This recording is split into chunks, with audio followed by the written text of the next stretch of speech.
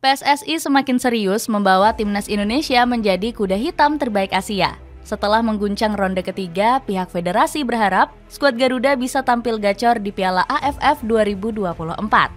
Shin Tae-yong diharapkan membawa timnas Indonesia meraih hasil terbaik di turnamen ini. PSSI juga masih terus berusaha mencari deretan pemain keturunan baru. Gelandang serang potensial Feyenoord serta rekan setim Calvin Verdong sudah mulai dibujuk. Bagaimanakah gebrakan PSSI demi membawa timnas Indonesia semakin mendunia?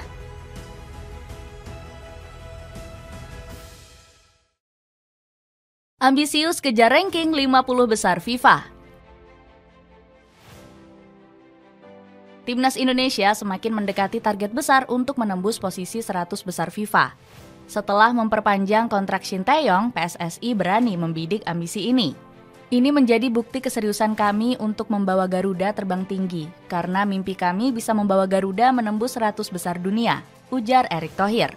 Coach Shin langsung sukses membawa timnas Indonesia melompat ke posisi 125 FIFA. Padahal skuad Garuda pernah berada di ranking 173 saat pertama kali ditangani sang pelatih. Setelah hampir menembus 100 besar FIFA, PSSI tiba-tiba bikin kaget netizen tanah air. Pihak federasi membuat gebrakan yang lebih ambisius dengan membidik posisi 50 besar. Ini kan sebuah program besar, di mana Indonesia ingin ranking 50 dunia di tahun 2045, terang Erick Thohir. Alhasil omongan ex-presiden Inter Milan ini sampai membuat media Italia takjub. Kanal berita Tutto Mercato Web menyoroti positif perkembangan ranking FIFA milik skuad Garuda. Media asal negeri pizza ini juga menyebut skuad Garuda berpeluang ke Piala Dunia 2026. Bicara soal hasil, efek positifnya sudah mulai terlihat. Indonesia berhasil mengalahkan Arab Saudi, raksasa sepak bola Asia dan saat ini berada di peringkat ketiga grup. Ulas media tersebut. Mulai serius mengejar Piala AFF. PSSI juga bikin gebrakan mengejutkan jelang digelarnya turnamen Piala AFF 2024. Pihak federasi dengan berani menurunkan komposisi pemain U22 untuk kompetisi level ASEAN ini. Bahkan PSSI berencana menunjuk Indra Syafri atau Nova Arianto untuk memimpin skuad Garuda. Keduanya dinilai cocok untuk melatih di Piala AFF demi meringankan beban Shin Tae-yong. Pasalnya, jadwal turnamen ini bertabrakan dengan kualifikasi Piala Dunia ronde ketiga. Komposisi pemain utama yang dilatih Coach Shin diminta fokus untuk berjuang di babak ini. Namun, gebrakan berani PSSI justru dipandang sebagai keputusan blunder oleh media Vietnam. Kanal berita Genbongda menilai skuad Naga Biru bakal sangat diuntungkan. Indonesia memutuskan untuk membantu timnas Vietnam menjuarai Piala AFF, tulis media negeri Paman Ho tersebut. Dapatkan sepatu Adidas Futsal F50 yang bikin skillmu makin gacor. Lihat reviewnya dan check out di bawah ini ya. Setelah diremehkan Vietnam, PSSI tiba-tiba langsung serius mempersiapkan Piala AFF. Pihak federasi tetap menunjuk Shin Tae-yong sebagai pelatih utama. Mundurnya jadwal Piala AFF bikin Coach Shin bisa tenang memimpin skuad Garuda. Kompetisi ini juga bakal dimanfaatkan PSSI untuk melakukan regenerasi pemain. Erick Thohir langsung membebankan Coach Shin target yang lebih serius. Kalau bisa timnas Indonesia dapat hasil yang terbaik lah, bahkan kalau bisa juara ya bagus, ungkap Erick Thohir. Beban ambisius dari PSSI ini langsung disambut Shin Tae-yong dengan semangat besar. Saya berharap timnas Indonesia bisa masuk final Piala AFF 2024. Kemampuan kami juga sudah berkembang. Jadi jujur saya berharap timnas Indonesia bisa sampai ke final Piala AFF 2024, jawab Coach Shin. Ambisi timnas Indonesia semakin membara karena berpeluang naik ranking FIFA. Skuad Garuda bisa mendapat 18,59 poin jika sanggup melibas semua laga dengan kemenangan. Pasukan Merah Putih berpeluang meroket ke peringkat 119 ranking FIFA. Pihak federasi langsung memanggil 33 pemain untuk menjalani pemusatan latihan. Hoki Caraka dan Muhammad Ferrari juga diproyeksikan memperkuat skuad Garuda di Piala AFF. Keduanya sudah sering menghiasi skuad utama Coach Shin di ronde ketiga.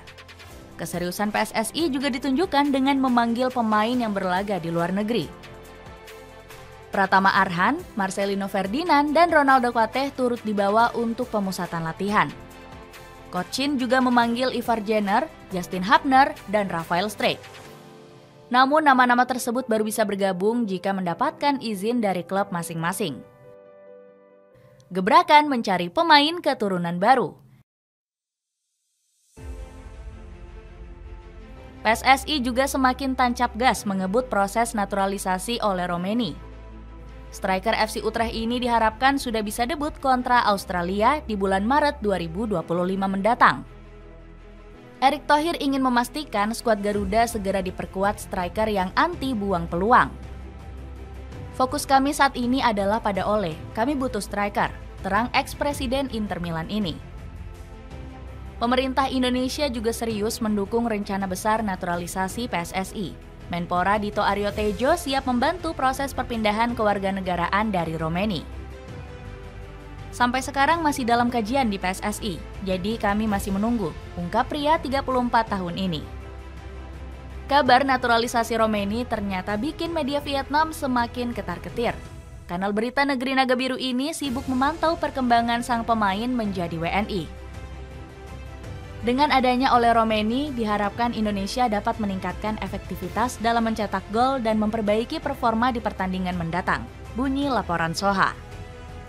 Setelah merampungkan naturalisasi Romeni, PSSI sudah bersiap menambah bintang keturunan. Pihak federasi dikabarkan ingin mencari gelandang baru untuk skuad Garuda. Beberapa nama bintang keturunan dirumorkan sudah masuk daftar incaran PSSI. Salah satunya ada Delano van der Heyden yang bermain untuk Feyenoord U21. Pemain 20 tahun ini tiba-tiba masuk rumor pemain keturunan yang akan dinaturalisasi. Delano punya bakat hebat sebagai gelandang serang tumpuan skuad Garuda. Potensi sang pemain sudah terbukti karena pernah tampil untuk Belanda U18. Gelandang keturunan Maluku ini bisa diproyeksikan untuk menjadi pelapis Marcelino Ferdinand. Kemudian ada Mauro Zylstra yang juga dirumorkan akan segera dinaturalisasi PSSI. Striker FC Volendam ini bisa bertandem dengan Ole Romeni di lini serang skuad Garuda. Beralih ke lini pertahanan, Timnas Indonesia juga membidik nama Deleanu Arts. Pemain Nijmegen ini bakal diproyeksikan untuk mengisi sektor bek sayap kanan Timnas Indonesia. Deleanu bisa menjadi opsi alternatif jika Sandy Walsh atau Kevin Dix absen membela skuad Garuda.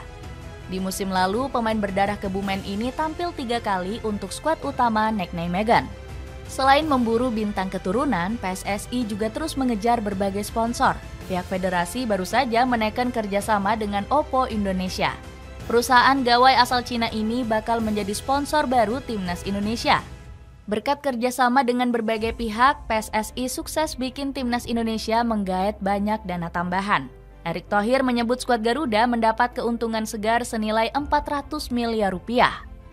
Selain dukungan sponsor, Timnas Indonesia juga dibantu penuh oleh Prabowo Subianto. Sang presiden bahkan gak pikir panjang untuk mengucurkan dana 200 miliar rupiah. Memang terakhir saya dipanggil Presiden Prabowo. Presiden berkomitmen untuk membantu angka yang lebih besar lagi. Kalau kemarin sekitar 120 miliar, beliau bilang saya bisa bantu di atas 200 miliar, tegas Erick Thohir. Dapatkan kaos polos keren yang bisa kamu beli dengan harga terjangkau. Lihat dan check out di link di bawah ya. Dengan berbagai gebrakan hebat yang ambisius, akankah PSSI bisa membawa Timnas Indonesia semakin disorot dunia?